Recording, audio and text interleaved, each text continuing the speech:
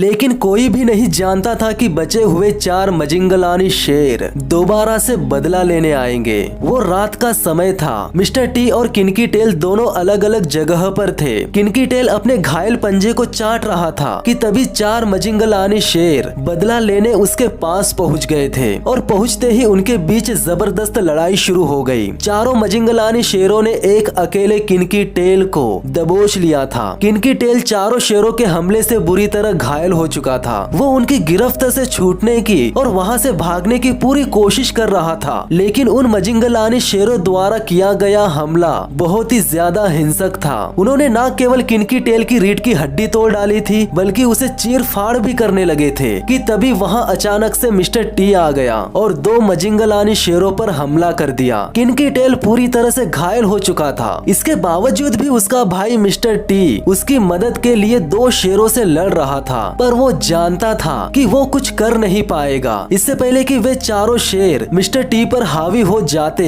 वो वहां से भाग गया। उसके बाद चारों मजिंगलानी शेरों ने किनकी टेल को छोड़ दिया और मिस्टर टी के पीछे भागने लगे। अगर मिस्टर टी पकड़ा जाता तो उसका हाल भी उसके भाई जैसा ही होता। मिस्टर टी तो वहां से भागने में कामयाब हो गया था, पर मजिंगलानी शेर अपना अधूरा काम पूरा करने वापस आ गए थे। किनकी टेल अधमरा पड़ा हुआ था। वो बहुत ही गहरी सांस ले रहा था कि तभी वे चारों आए और इस बार उन्होंने किनकी टेल को जान से मार डाला। पर सबसे हैरान कर देने वाली बात यह थी कि सुबह एक लकड़बग्घा और 2 ब्लैक बैक्ड जैकल ने न केवल किनकी टेल की लाश को खा लिया था, बल्कि एक जैकल तो उस शानदार शेर का अयाल भी लेकर भाग रहा था, जो एक समय एक खूबसूरत और शानदार शेर की शान हुआ करता था। अपने भाई की मौत के बाद जख्मी मिस्टर टी को पश्चिम की ओर जाते हुए देखा गया था। मिस्टर टी मान चुका था कि वो अब कुछ नहीं कर सकता और ना ही वो अकेला उस इलाके की हिफाजत कर सकता था। मिस्टर टी ने सोच लिया था कि वो अपने पुराने गठबंधन यानी उसके भाइयों के पास लौट जाएगा। मखुलू और बाकी शेर बाप बन चुके थे और उन्हें अपने बच्चों की हिफाजत करनी थी। मखुलू इस बात को बहुत ही अच्छे से जानता था कि अगर कोई बाहरी शेर उसके इलाके में आ गया तो उसका अंजाम क्या होगा। भले ही मिस्टर टी एक समय उसके भाई जैसा था, लेकिन अब वो एक घुसपैठिया ही था। हिंसक मिस्टर टी की वजह से ही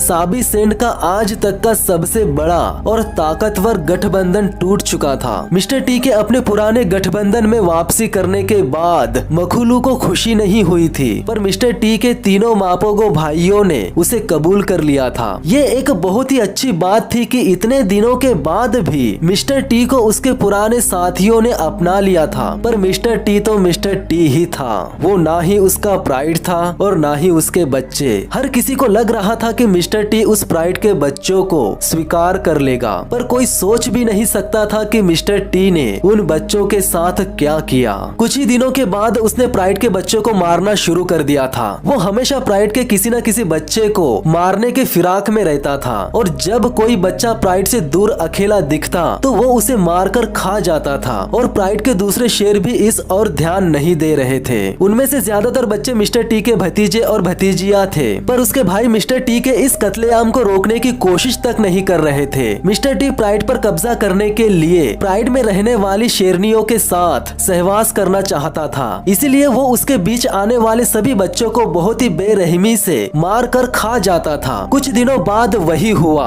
जो मिस्टर टी चाहता था। वो उस प्राइड का राजा बन चुका था। अगले 2 सालों में मजिंगलानी शेरों ने मापोगो के लगभग सभी इलाके पर कब्जा कर लिया था और मिस्टर टी और किनकी टेल के न केवल सभी इलाके और प्राइड पर कब्जा कर लिया था, बल्कि उनके सारे बच्चों को मार भी डाला था। उसके बाद कई दिनों तक युद्ध विराम रहा। प्रीटी बॉय और रास्ता गायब हो चुके थे। हर किसी को यही लग रहा था कि उन दोनों को मजिंगलानी शेरों ने मार डाला था। एक समय था जब मापोगो गठबंधन का पूरे साबी सेंड पर राज था, लेकिन अब उनका अस्तित्व मिटता नजर आ रहा था। किनकी टेल पहले ही मारा जा चुका था। प्रीटी बॉय और रास्ता गायब थे। अब बचे थे सिर्फ मखुलू, स्कार और मिस्टर टी। मिस्टर टी 10 साल का था, स्कार 12 साल और मखुलू 14 साल का था। उनकी उम्र बढ़ रही थी। विरोधी शेरों का दबदबा बढ़ रहा था। ऐसे में उनका अंत भी करीब ही लग रहा था। 16 मार्च सन 2012 को 5 शेरों का और एक गठबंधन दक्षिण से मापोगो बंधुओं के इलाके में आ गया। उस गठबंधन का नाम था सिलाटिस। सिलाटिस मापोगो बंधुओं के इलाके में घुसते ही उनके पीछे पड़ गए थे। वे पांचों शेर युवा और दमखम वाले थे। उन्होंने एक मापोगो को बाकी सभी से अलग कर दिया था और वो मापोगो कोई और नहीं बल्कि मिस्टर टी ही था। मिस्टर टी को अपने इलाके की हिफाजत करने के लिए उन शेरों का सामना करना ही पड़ा। इस लड़ाई में मिस्टर टी का जीत पाना या उन शेरों से बच पाना मुश्किल था, क्योंकि जिस तरह से उन्होंने मिस्टर टी पर हमला किया था उससे तो यही लग रहा था कि मिस्टर टी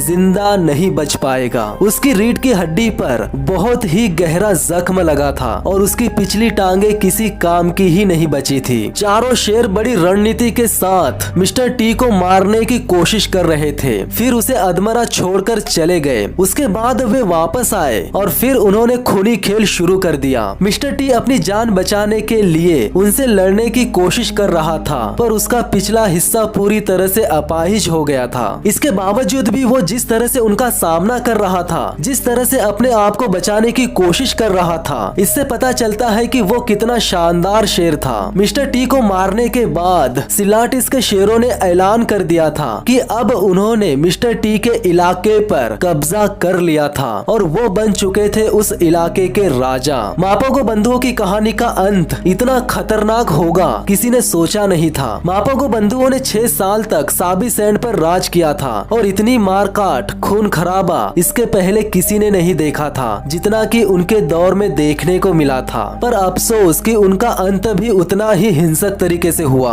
मापोगो बंधुओं में बचने वाले सिर्फ 2 शेर थे, मखुलू और स्कार। इन दोनों के अलावा मापोगो बंधुओं के बच्चे भी जिंदा बचे थे जो कि ओटावा प्राइड में रह रहे थे। उनमें से 3 बड़ी शेरनियां थी और 2 तरुण शेर थे। हम इंसान होने के नाते भले ही हमें उनका व्यवहार हैवानियत भरा लगे, पर उन 6 मापोगो बंधुओं ने वही किया था जो जंगल में जीने के लिए किसी भी शेर को करना पड़ता है। तो दोस्तों, इस वीडियो को देखने के बाद आपको पता चल ही गया होगा कि असली शेर किसे कहते हैं।